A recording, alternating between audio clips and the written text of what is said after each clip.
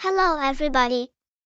I just wanted to let you all know that today's video may include content that some viewers may find upsetting. We are a channel that wants to educate and show more of a positive side regarding life around child psychology and mental health, but we still want to raise awareness around the biggest problem out of all mental health conditions on the planet. So every week, every Saturday, we are going to be dedicating the day to raise awareness and provide tips and advice regarding this subject.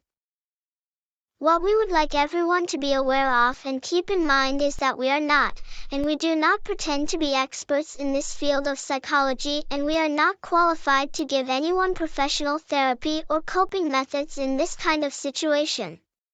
But ultimately what we are about to discuss is the worst and the most permanent scenario for anybody that can no longer cope with mental health conditions and end up taking drastic actions.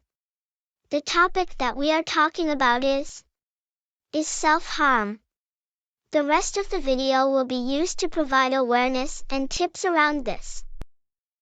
Self-harm coping skills can help teens deal with difficult feelings and gain relief in a way that doesn't involve injuring themselves. These strategies may range from breathing exercises to drawing. However, it's important to develop several methods rather than focus on a single strategy. This provides teens with a toolkit they can use in multiple situations.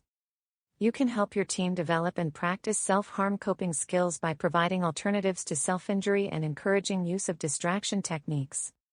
Another technique is to use a distraction and to try waiting 5 minutes before you self-harm. This may seem very simple, but one of the most popular self-harm prevention advocates in the world suggests this method himself. His name is Joe Tracini, and his main coping method is, just wait for a bit.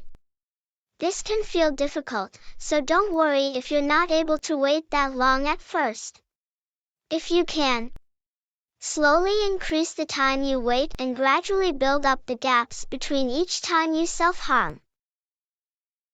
Try working out if feeling a certain way leads to your self-harm. For example, when you're feeling sad or anxious, you could try expressing that emotion in a safer way. Try calming breathing exercises or other things you find relaxing to reduce feelings of anxiety. You could also try writing down your feelings, no one else needs to see it. Encourage them to speak to a GP or free listening service about self-harm, and you should also ask how they would like to be supported. Let them know you're there for them, tell them about their positive qualities, and try to understand their emotions and experiences, without judging them, rather than focusing on their self-harm. Consider that any amount of self-harm might be a sign that they're feeling extremely distressed, and let them be in control of their decisions, but get them medical attention if needed. Things that are not helpful include trying to force them to change what they're doing, do not threaten to take away their control, and do not insult them, for example by saying they're attention-seeking. Encourage people to aware of which situations are likely to trigger their urge to cut. Make a commitment that this time they will not follow the urge, but will do something else instead. That's going to do it for today's video, but I hope everyone has found this information helpful. The last thing that I'd like to say is that self-harm is an addiction just like alcohol and drug use, and addictions are a form of coping methods for people that are struggling to cope with a huge underlying issue. These people need help and understanding, not judgment or criticism. So please do what you can to help them instead of making them feel worse. I can assure you that there isn't a single person on the earth that feel good or proud of what they are doing, and don't deserve judgment.